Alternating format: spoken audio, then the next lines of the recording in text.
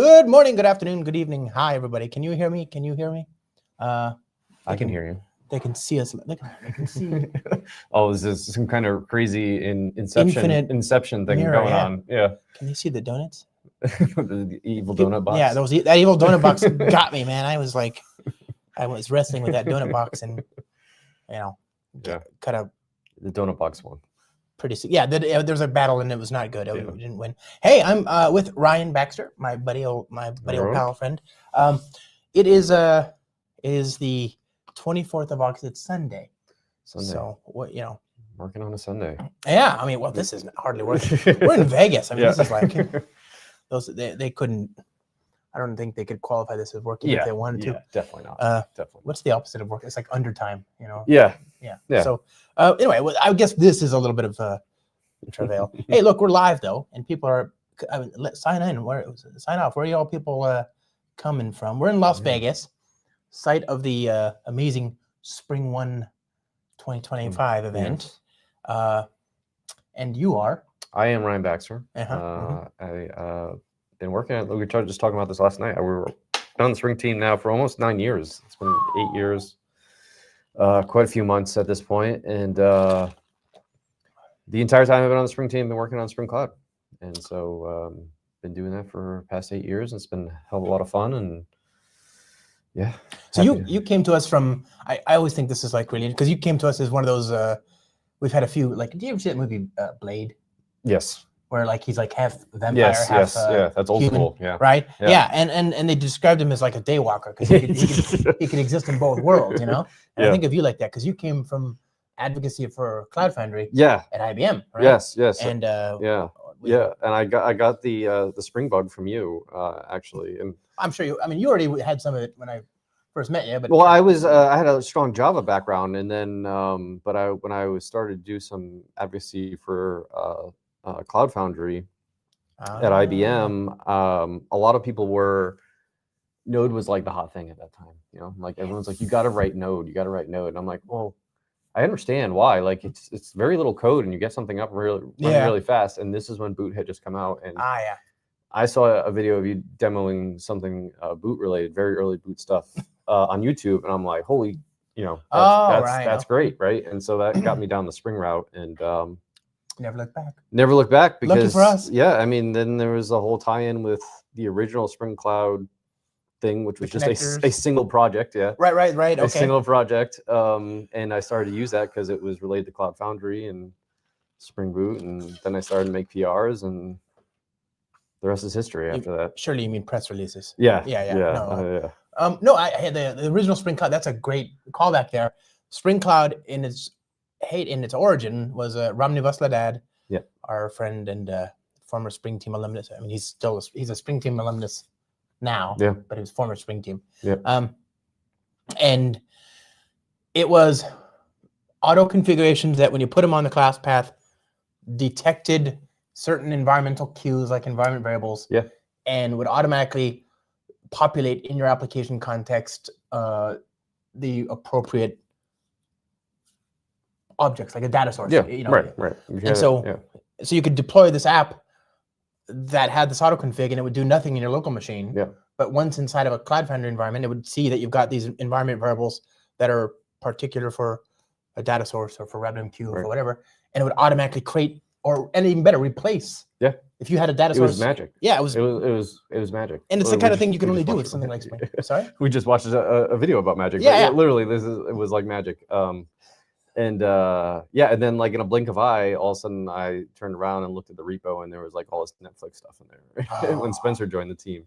Right. And then I really got a hold of like Dave Sire at the time, and was like, hey Dave, like, I would go to a conference, and Dave would be there speaking, whatever, and I'd sit down with him on our laptop and be like, I'd ask him questions about Spring Cloud and stuff like that. And that's how I kind of got in his ear, and then I started making so many PRs. He was just like, hey, do you want to join the team? I was like, do I? Actually, this advocacy stuff is killing me. Oh, come on. You were good at it. I mean, you were making Cloud Foundry look as good as it's ever looked. I loved it, but then I had kids. And then, the wife didn't like me traveling so much, so I had to stay put. So went back to engineering, which, I mean, it didn't twist my arm. I mean, it was amazing. You're with one of the best teams. Yeah. By the way, it's funny because that's real. Yeah. The pull on this job. So the pandemic was terrible. Yeah. That's a fact. Yeah. But for me, in my context, it was also terrible. But for me, in my context, it also meant that I was grounded. Mm. And that was actually, that one little thing was a blessing. I got to stay home and watch my kid grow up for a few years, you know? And that was actually, you'd be surprised that, I mean, that something so terrible. I mean, it was, you know, irrefutably an awful thing. But at least for me, there was a silver lining. That's how this job works on you, you know? And, James Ward, you know, another one.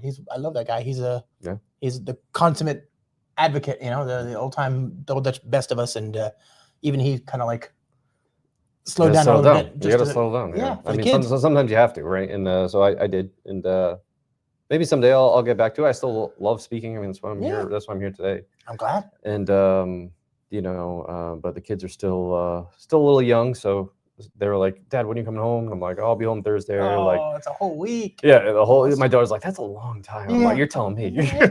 And so like I'm missing the first day of school this week and all that stuff. So yeah, it's tough when you have kids. But did they already start, or they're starting tomorrow? They start this coming week. Yeah. New Hampshire's a little weird. So. No, I mean my kid's starting. Well, she's starting university. Oh yeah. She's starting her third year. Yeah.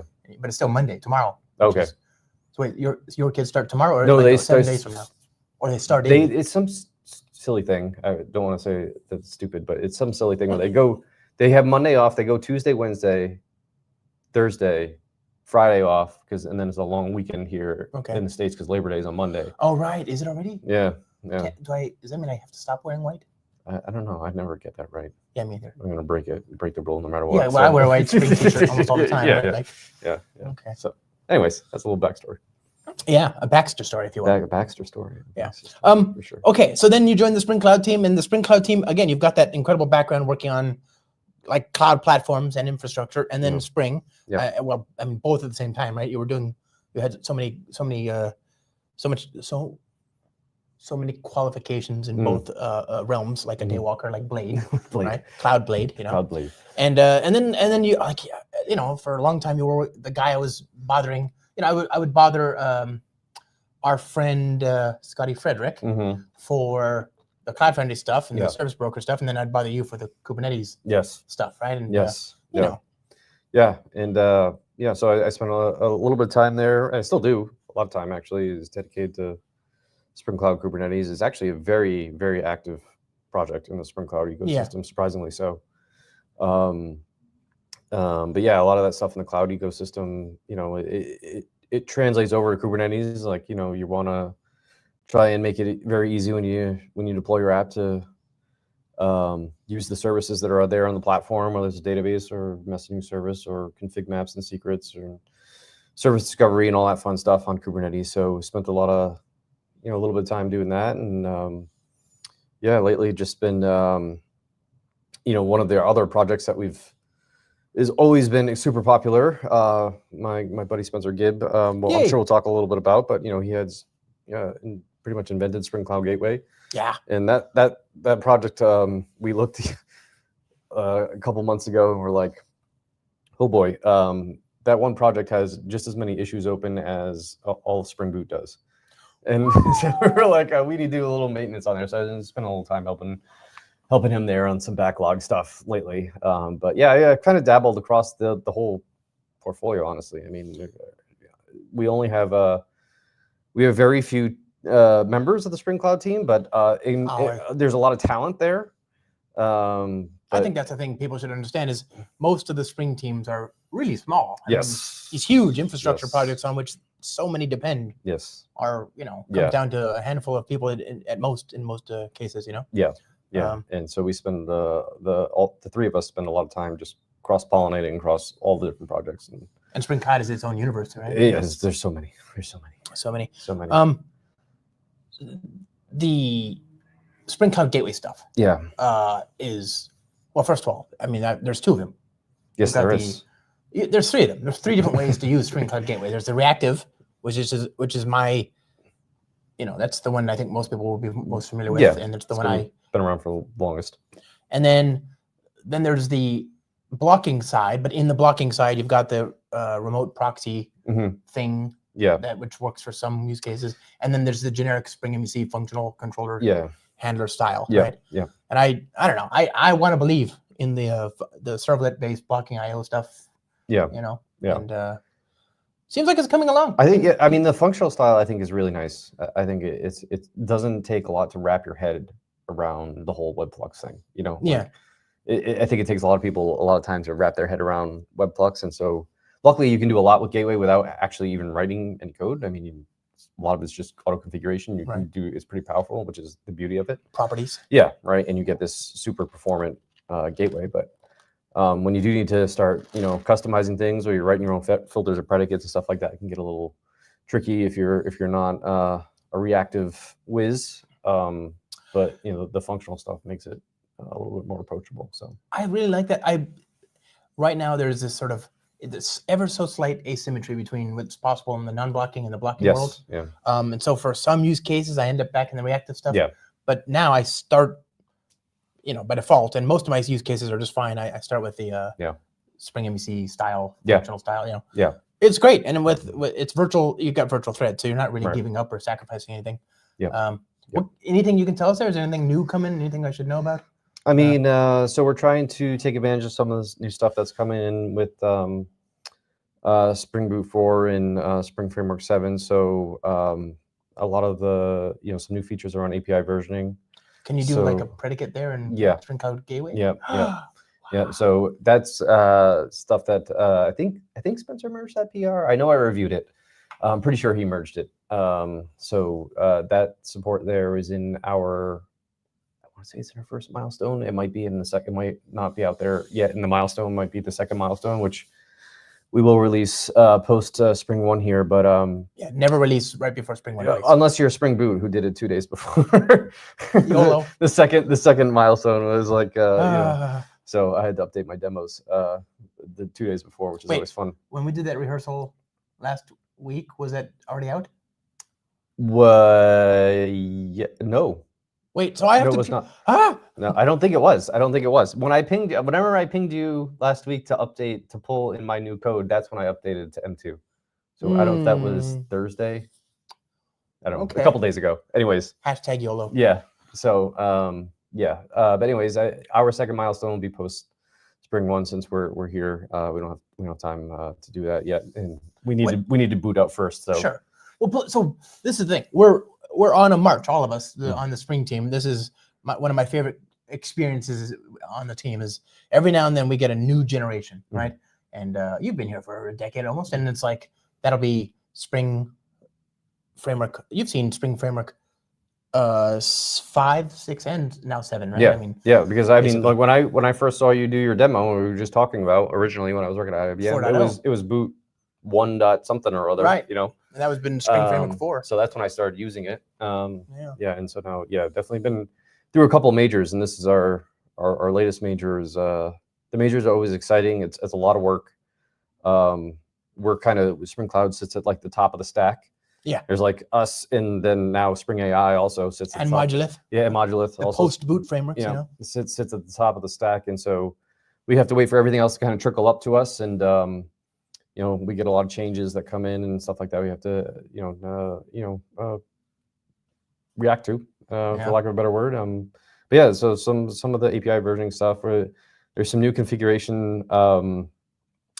Stuff that my colleague Olga is working on is some of the new interface client support. So she's adding a lot of auto configuration that was kind of got removed. A lot of boilerplate configuration in Spring Framework 6 to interface clients has now been removed in Spring Framework 7.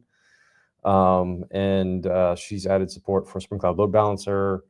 And I reviewed initial version of her PR to add Spring Cloud Circuit Breaker support for interface clients as well.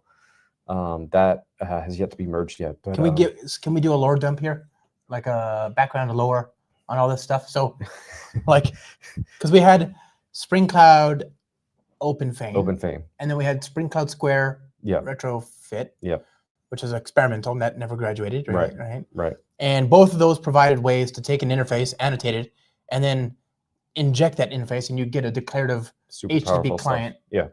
And you could also specify things like, this should be, you should retry it. It should be run its own thread in case there's a deadlock. Yeah. It should be circuit broken, that kind of thing. If there's an exception, you should retry again. Yeah. Load balancing. Load balancing, you could have service discovery. You could integrate with service discovery, client-side load balancing, all that kind of stuff. Yep. All things that you can do with the REST template and the web client and the REST client. Yep. The REST template, REST client, and the web client. All those three things you can do it already. Yep. But you could also do it with the interfaces, right? Yep. And so that was the way. And I even created a Spring Cloud, no, not Spring Cloud, Spring Experimental. It was an experimental project that never graduated, mercifully, called Spring Retro Socket. And it was basically our socket for the same approach, right? I built in the same style as Spring Cloud OpenFane, right? Yeah. Okay, and that was it's fine. And then here comes Spring Framework 6 to 2022, 3 years ago. Yeah. And there, if you were willing to define an HTTP service proxy factory, yes, rolls right off the tongue. You can configure the client under the HTTP client underneath it, like a REST client adapter or a web client adapter, whatever. Yeah. Plug that in. Now you could have it. It was a framework feature. It wasn't in Spring Cloud. Yes. So anybody who wanted to use this HTTP service proxy factory could get an interface, and you use these new annotations that were in Spring Framework. So that seems really nice, right? Yeah. But it was missing like a lot of the simplicity of OpenFane is what attracted people. Right? Yeah. It's literally the interface, the annotations, and you were good to go, right? So no beans definitions for each one. It was the auto configuration that really made it. It seems like such a simple thing, but it's like so powerful when you're a developer to just write the interface and go, right? Yeah, huge. We've eliminated that the need for that configuration in Spring Framework with some auto configuration in Spring Boot in Spring Boot 4, Spring Framework 7. And so now you can just literally with a couple of annotations, on your interface and import HTTP groups. Actually, I think import HTTP groups is it property now or something. Yeah, I don't think you need that anymore in the latest boot milestone. Yeah, it's the way. This is the way, right? Like, so I'm pretty sure it's just down to the interface. Maybe some configuration properties. And now you also don't with Spring Cloud when you use Spring Cloud Load Balancer, you actually don't even need to configure where the tell Spring Framework where the server is located that you want to make the request to. So it would auto configure service discovery and use everything underneath. Oh, that's so cool. So you don't have to set those properties either. So it's like it almost makes the demo of interface clients kind of boring because there's not a lot. Right, it's just an interface. Besides defining an interface. Well, which is good. It's good for developers, not so good for demos, but yeah. Right. Yeah. Pity the developer advocates. Come on. Yeah. No, this is like so. If you're starting Spring today and you didn't know anything, you'd have no idea that there was this, probably between those three projects there's 30,000 lines of code. Oh, yeah. And not to mention libraries from Netflix and from Square and just a whole lot of stuff that is no longer required, right? It's today Spring Boot 4, Spring Framework 7, and you add Spring Cloud's discovery client, I guess. And I mean, what is the queue from Spring Cloud? Yeah, it has to be on the class path. An implementation has to be on the class path of discovery client. So and that's it. Console, Zookeeper, Netflix, or whatever. Do I annotate my interface or anything? Nope. Or? Just has to be on the class path. So if I put in a DNS entry in the Git exchange. If you need to have some kind of discovery server, right? Sure, but I'm saying let's say I have an interface and I intend to call an actual DNS entry instead of a discovery client. Yeah. Resolve value. Then you'd still have to use the configuration property way to do that. Yeah. That's cool. Yeah. That is super. And you have there's a HTTP service configure or something like that, right? Where I can say for this group, here's the REST client to use, and I can inject the auto configured client-side load balance. Yes. Yep. Oh, that's so good. Yeah. That's so good. It's very sweet stuff. It's very impressive. So. So you're getting the same. I mean, this is one of those things where I don't think it hits with people as well as we'd like it. What I'm gonna say doesn't sound as good as it should. You can do what you could do before, except it's a lot better. Actually, you've got so much less code in the same place, and the stuff works in GraalVM easily, and you're just using a light light layer of Discovery Client stuff in Spring Cloud, Yeah. and it just works in Spring Framework, right? Yeah, In Spring yeah. Boot. I mean, the whole idea is, we saw that the pattern with OpenFane was so popular, that declarative HTTP client was so popular. It was like, it just made sense to put it in Spring Framework so that it was available to everyone. You don't need Spring Cloud on the class path if you don't want to. I do. I mean, you should, but it makes your life a little bit better. But yeah, it's just there at the base level because it's just such a powerful feature. So yeah.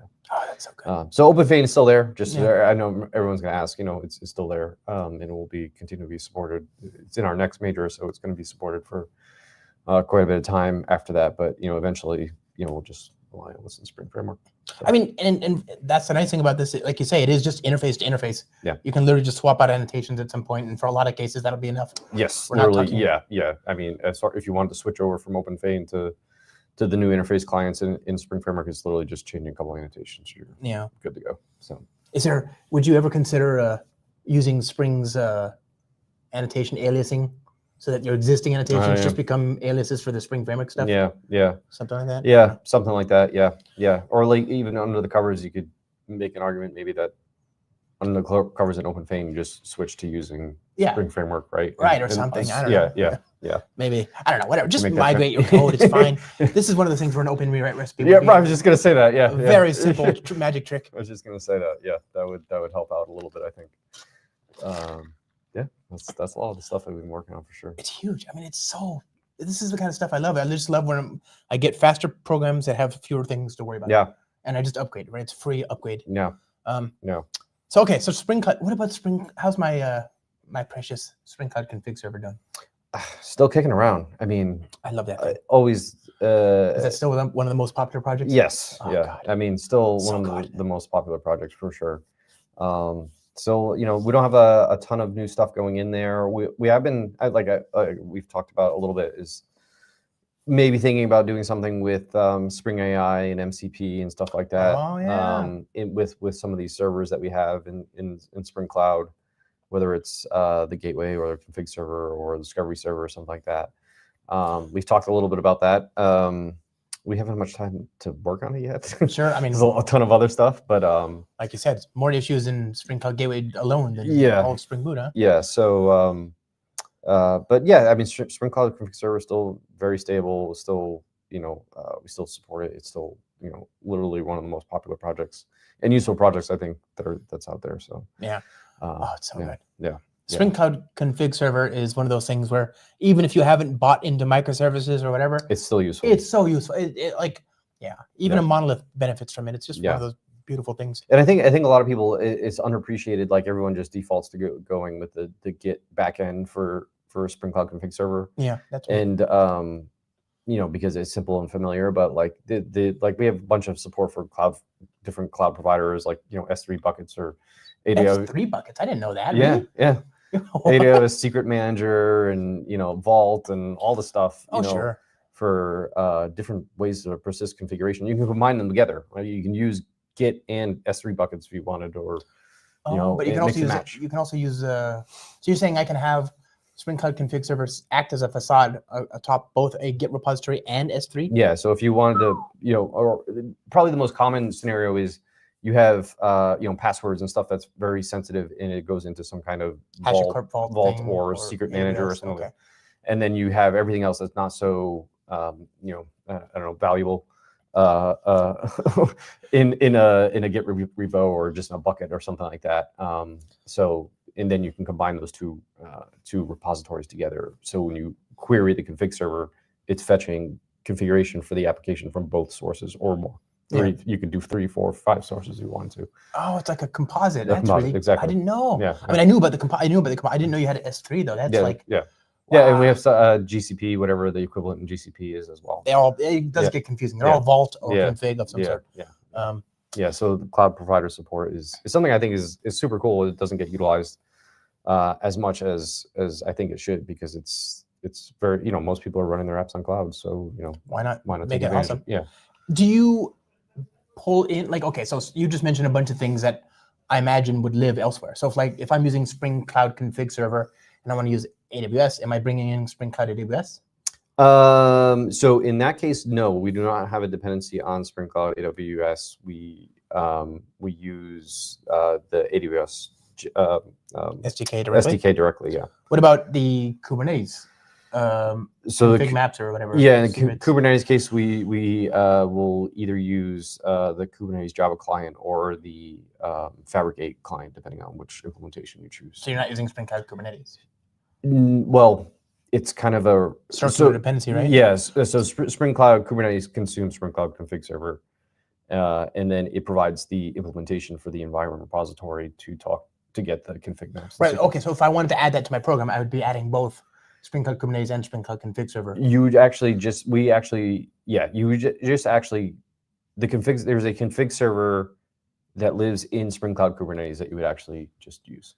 Instead. Oh, okay. Yeah. So it doesn't. It's not like an auto config. It consumes the jar and then the dependency, and then it produces its own jar that you can then run. Okay. Yeah. And now, what about like Spring Cloud? We've got Spring Data Vault. Mm-hmm.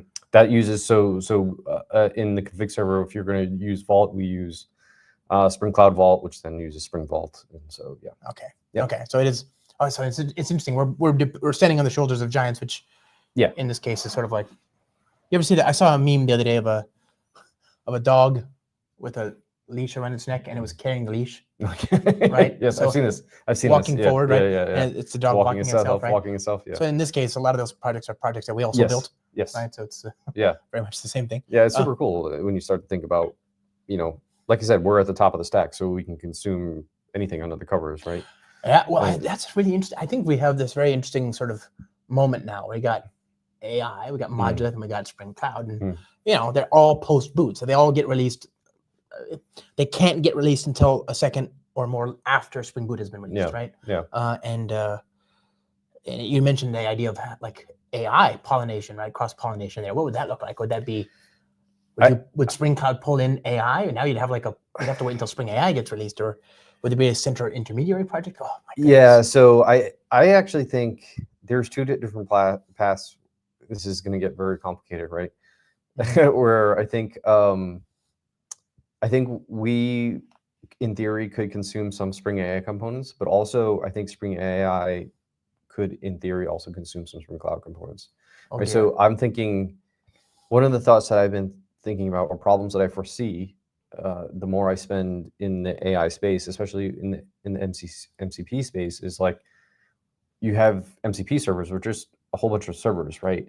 And if you look at the way, or the last time I looked at it, which has been a couple months, so maybe it's changed, but the MCP support in Spring AI is basically just enumerating servers and configuration properties, right? But why not have service discovery? Like, why not have load balancing and all that stuff, right? Why am I even enumerating MCP servers in my Spring AI app? Why not just talk to a discovery server and say, here, discovery server tells me here's all the MCP servers I know about. Right. Which ones do you want to use? Which service do you want to use? This GitHub service? Do you want to use this, whatever service or whatever?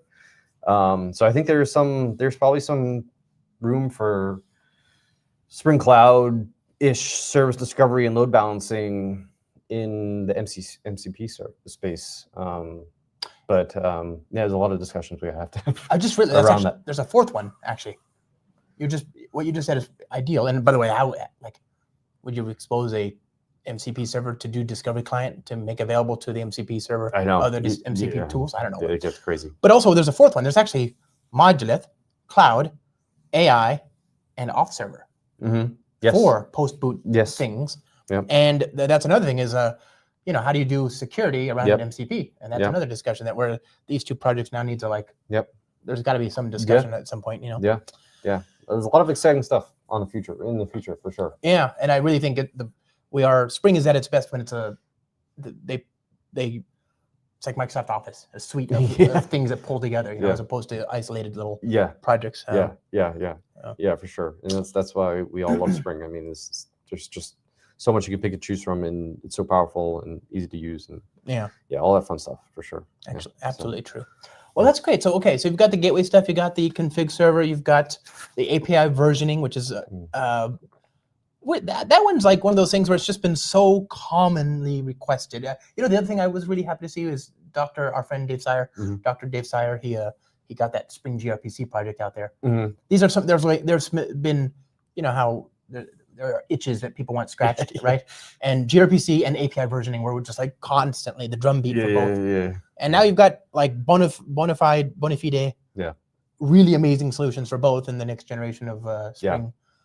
So we got API versioning, which is, I mean, it's in Spring Framework, isn't it? It's in Spring Boot, and it's a simple feature, which is I can route to a particular controller handler method given a predicate in the URI, the headers, you know, a cookie, whatever. And I did a video on that, and people liked the thing, but overwhelmingly one of the comments I got was, "Hey, I like this, but I would love to see this at the gateway layer. I want to do this centrally. I don't want to have my application itself aware of this. So tell me." I mean, we'll be able to have predicates that look for the versioning information, and then obviously route to the correct backend based on the version, and pass that along to the downstream the backend services and stuff like that. Do you configure the same sort of? I haven't played with it yet. I'm asking. So do you use the same predicates or whatever as you do in this MVC implementation? It uses them under the covers. I'm trying to remember exactly. Again, it should be fresh in my mind because I know I reviewed the PR from Spencer, but that was days ago. It was a couple of weeks ago actually. But yeah, it's very much tied to using the same interfaces under the covers that Spring Framework uses. So it should be seamless both to use on the predicate level, but also if you need to configure it, it's you're not doing anything special or different than you would in Spring Framework. So one of the again, it across the portfolio. We have API versioning at every layer you can imagine wanting it. We have declarative interface clients at every layer that it makes sense, right? Like, I love it. It's such a well integrated story. I don't know. I'm pretty excited. What can you tell us about these releases? When are they coming? When can I play with them? Now. Okay. I mean, I want everyone to play with them now. Honestly, if a lot of people, I'm not sure how many people know this, but we recently made the switch for this major for the Boot 4.0 and Spring Framework 7 and Spring Cloud 2025.1 releases. All those are going to, the milestones are going to Maven Central, and the release candidates are going to go to Maven Central. So you don't need any special repositories. I know for some reason not for some reason, but I understand that can be a barrier for some people to configure special repos, in their projects to pull in the milestones and release candidates. So they're in Maven Central. You don't have to do anything special. Nice. Spring Boot 4.0-M2, go. Nothing special to do there. Does that mean that we are? I guess. I mean, you can't release against snapshots in Maven Central, which we're not doing for milestones anyway. Yes. Right. Right. Okay. So there's no new hygiene that we had to adopt. It's just, and I'll bet it's an even easier build story now for us, right? We're not. I don't know about that, but there was we had to adopt some new stuff to get there, but you make a lot of assumptions. You're like, oh, only milestones go to repo.spring.io, and that's no longer true anymore. So that makes it a little bit tricky. So we had to do some stuff to make that work. But for everyone that's consuming, all the Spring stuff, it's seamless. So we want people to start using it now. Milestones are out, like we talked about. So start that Spring.io. Yep. And just choose Spring Framework 4.0 M2 or whatever it is. M2. Right. And then that'll bring in the latest Spring Cloud. That will bring in the latest milestones Spring Cloud. I assume it will bring the latest milestones for Spring AI and Spring Module as well. Yeah. Those don't all right now. We should check. Is that actually true? Because it's you can. I make assumptions. I don't actually know. Wait. So let me just pick something like Eureka Spring Framework 4.0 M2. Okay, we need to update the initializer. Like if you go there and choose Spring Framework, Spring Boot 4.0, and then choose a Spring Cloud dependency, right now it won't let you configure it. Okay. It's easy to fix though, folks. We will fix that like today. And by the time you go and do it later this afternoon, it should be fixed because that should be a simple change. Same thing for like if I do Modulith, if I do that, if I do Open AI. No, see, you know more than me. Okay. So I can at least fix the Spring Cloud stuff today. I can't speak for the other projects, but I will fix the Spring Cloud stuff today. Cool. It's so exciting. But either way, even if it doesn't work right now, go Spring Initializer, choose the current version of Spring, and then just and add the current dependencies you want. Yeah. And you can always update there's only like 5 or 6 properties that you have to update, and they're all centrally defined. Just update those to and it'll even give you the correct values. So just choose those values, Yeah. Okay. Yeah. Thanks, Ryan. Yeah, I Appreciate you. Yeah. This is so exciting. What a great week. The videos, do you know if these videos are going to be online For the SpringOne? I have no idea, actually. That's your team's job. I just work here. Nobody tells me anything. Well, okay. We'll find out if don't miss his talks. That's what I'm trying to say. Yeah. Thanks, everybody. Thanks for hanging everyone. out.